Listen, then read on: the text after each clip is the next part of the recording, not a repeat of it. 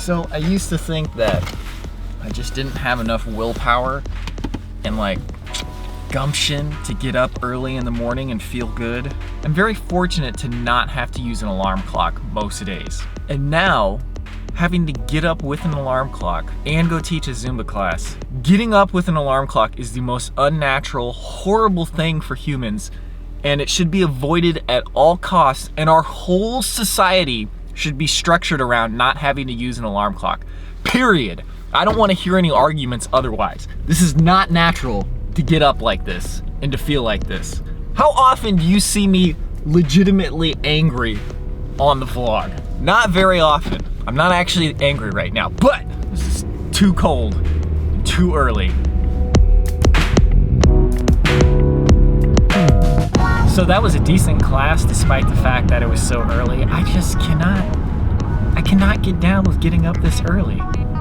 It just is not conducive to health. So, if at all possible, I will not get up this early again for a long time.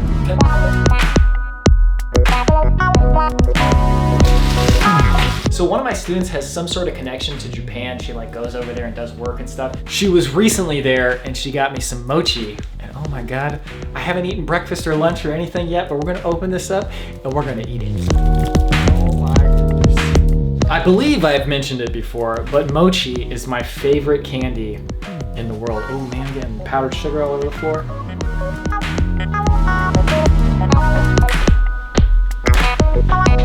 Okay, it's time to eat Deep Space Nine. It's so great.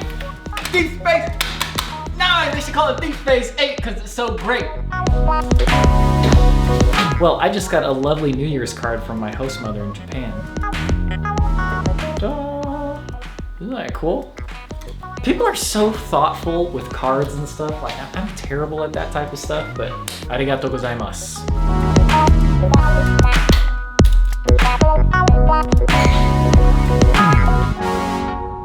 So it's a burrito day like every day. Well, not every day, but many days on this vlog. Oh, I gotta go to the library. Crap. Well, after that, I'll go to the library. Maybe this has been really obvious to you guys, but I just realized it. It's not that I can't make these on my own. It's not that I just keep forgetting to buy the ingredients to make them on my own. It's just I don't want to make it. I just want to eat it. And $7.58 to make it happen, it's kind of worth it.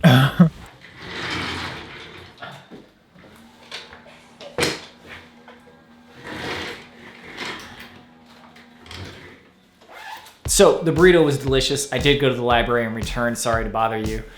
I just didn't film it, but I hate leaving those loose threads. Anyways, the new season of Serial, it is quite good. Very entertaining. Let us continue.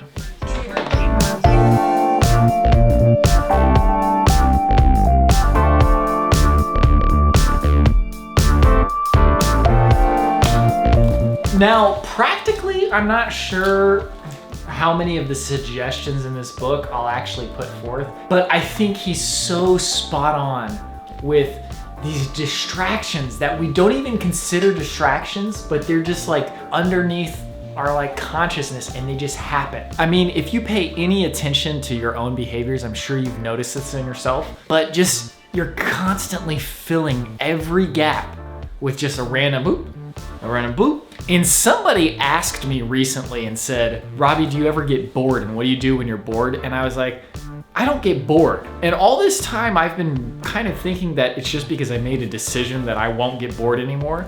The real reason I think is that there's no space for boredom anymore because every spare moment is filled with something. Which actually I think that phrase on its own, every spare moment is filled with something, can be a good thing if it's actual things that you have chosen to do. So if I spend 3 hours doing something that I've really chosen to do, even if it's wasting time on the internet, as long as I've chosen to do it and said, this is what I'm gonna do right now, this is what I've decided I'm going to do, and it is not just some automatic process where I do that automatic process and my life just flits away into one visit to theverge.com or resetera.com at a time. Anyways, I'm gonna finish this book right now, but last night he quoted something in here from a book from like the early 1900s. Okay, here it is. One of the chief things which my typical man has to learn is that the mental faculties are capable of a continuous hard activity.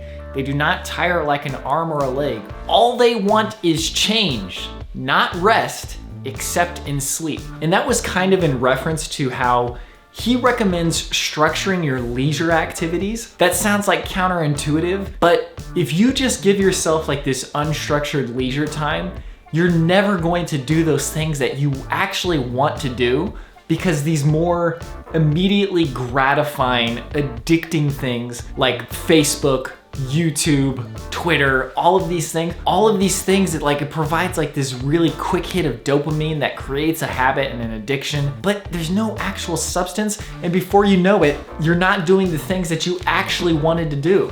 Like read that book, play that video game, take that walk, talk to that person, do this, do that. Anyways, I've babbled on long enough, but one more thing, it really bothers me when somebody starts to make a change and then people poo-poo that, or somebody makes a New Year's resolution and then they poo-poo that. It's like, oh, you could have made a change any time. It's like, mother effer, if you are perfect, you throw the first stone, okay? Otherwise, don't try to talk people out of improving themselves and finding new things that they want to improve about themselves. Where does that even come from? Guys, I'm gonna end the vlog here. I don't have anything left to say. Very tired, ready to wind down for the day. So filming is over. Thank you for watching. See ya tomorrow.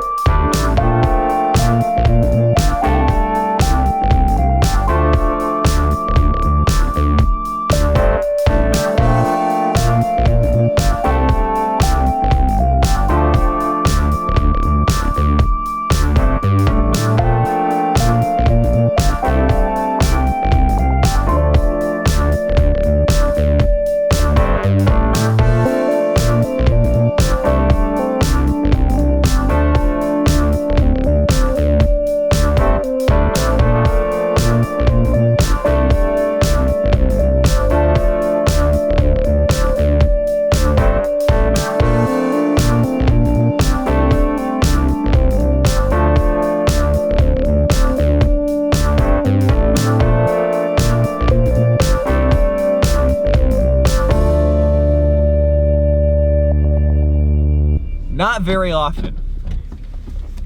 I'm not actually angry right now, but this is too cold, too early.